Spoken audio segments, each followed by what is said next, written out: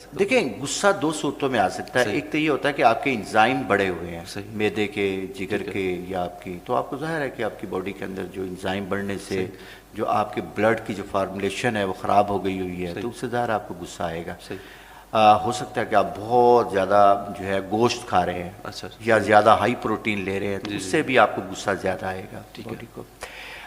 اس کی جگہ پہ اگر ہم ڈائگنوز تو ہم نے کر لیا کہ اس کو غصہ کس بنا پہ آ رہا ہے, تو اب سب سے پہلے بات تو یہ ہے کہ غصہ اگر آپ کو پتہ چل جائے کہ مجھے کس بنا پہ غصہ آ رہا ہے, تو آپ کو غصہ آنا ختم ہو جائے گا. یا غصہ آئے گا تو آپ وہاں پہ موجود ہوں گے غصے کی حالت میں. یہ بڑی اہم چیز ہے, یہ غصے کی حالت میں آپ موجود ہوں گے. دیکھیں غصے دو طرح سے ہوتے ہیں. غصہ ہوتا ہے جو نقصان دیتا ہے. غصہ وہ نقصان دیتا ہے کہ آپ نے اپنا مکان کرائے پہ دے دیا کسی کو اور آپ وہاں سے چلے گئے, تو اس سے مراد یہ ہے کہ غصہ اب آپ کو آئے گا, نقصان دیں گے آپ, یعنی آپ کا ریلیشن خراب ہو سکتا ہے, آپ کا فیملی میں کوئی پرابلم آ سکتی ہے, آپ کے کولیگز کو پرابلم آ سکتی ہے.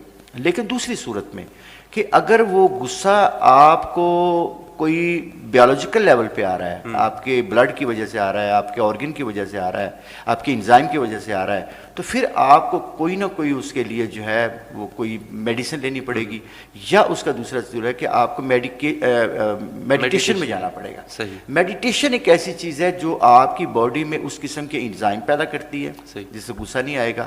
میں ایک مثال آپ کو دیتا ہوں. میرے پاس ایک خاتون آئی, اس نے آگے کہا جی مجھے بہت غصہ آتا ہے. میں نے کہا اوکے ٹھیک ہے, اچھا اس میں آرٹ گیلری ہے. اچھا اس میں ہم جا کے دیکھتے ہیں کہ آپ دیکھیں کہ ذرا آپ کی آرٹ گیلری جو ہمارے برین کی آرٹ گیلری, اس میں کون سی تصویریں لگی ہیں جس کی بنا پہ ہم غصہ آتا ہے. تو میں نے دیکھا کہ اس خاتون کو غصہ آتا تھا ایک خاص وجہ سے. تو انڈین خاتون تھی وہ, تو میں اس کو ڈسکلوز نہیں کرنا چاہتا اس کی بات کو. تو اس کو جب میں نے پوچھا کہ اس نے کہا کہ مجھے یہ اس غصہ آتا ہے کہ وہ چھوٹی عمر میں تھی تو اس کو کسی نے زیادتی کا نشانہ بنایا. تو اس نے کہا جی کہ مجھے ہر وقت غصہ آتا رہتا ہے. تو میں نے کہا اس آرٹ گیلری میں, یعنی آپ نے آرٹ گیلری میں اپنے جو ہے تصویریں لگائی ہوئی ہیں, تو میں نے کہا کہ میں آپ کی تصویریں آج چینج نہ کر دوں. تو میں نے آرٹ گیلری میں لے جا کے اس کی تصویریں چینج کی. سب سے پہلے وہ تصویریں لگائیں جو اس کی زندگی کی سب سے پیاری تصویریں تھیں, جو جس میں وہ سوینئرس لے رہی ہے, اپنے سکولز کے اندر پڑھ رہی ہے, اپنے ٹیچرز کے, اپنے ماں باپ بہن بھائیوں کے ساتھ.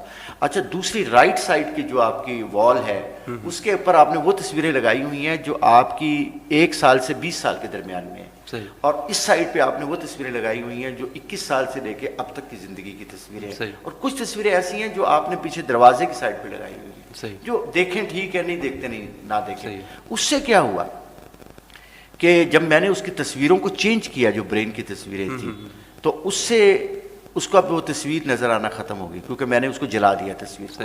مالی بابا ہوتے ہیں ہمارے ایک تصور میں, ہم نے ایک کریکٹر دیا ہوا ہے کہ ہم وہ جو آپ کا آرٹ گیلری ہے اس میں ایک کمرہ ہے, دروازہ ہے, دروازے میں سے کھڑکی میں سے آپ پھینک دیتے باہر وہ سارے آپ کے جو البمس لگی ہوئی آپ اکھاڑ کے پھینک دیتے.